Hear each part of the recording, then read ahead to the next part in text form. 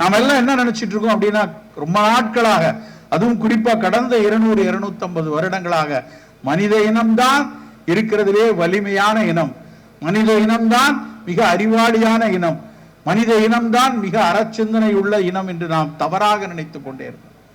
உண்மையிலே நிறைய புத்தகங்கள் வாசிக்க வாசிக்க, பிற ஆசிரியர்கள் சொல்ல சொல்ல, படிக்க படிக்க இருக்கிறதுலேயே மிக கேவலமான இனம் மனித இனம்தான் என்று திரும்ப திரும்ப தெரிய வருகிறது.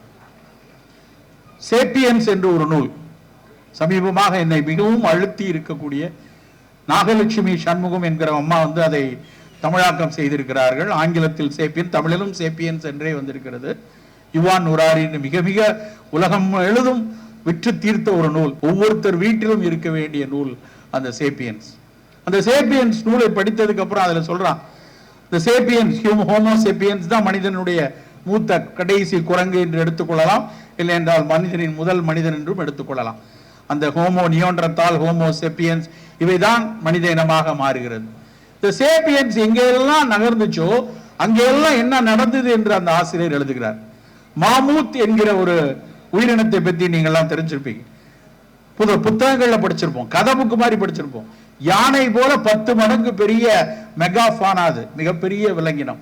அந்த மாமூத்துக்கள் ஐரோப்பாவினுடைய மேல் பகுதி முழுக்க நிரம்பி இருந்தது.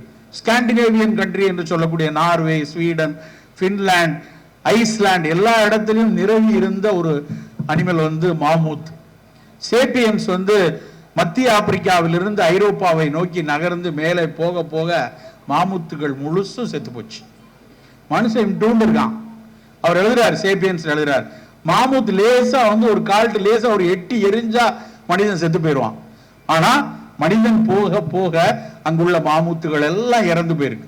மனிதன் தான் கொன்றானா என்று தெரியாது, ஆனால் இவர்கள் போனதுக்கும் மாமூத்துக்கள் இறந்ததும் ஒரே பருவத்துல அப்படின்னு அவர் எழுதுறார்.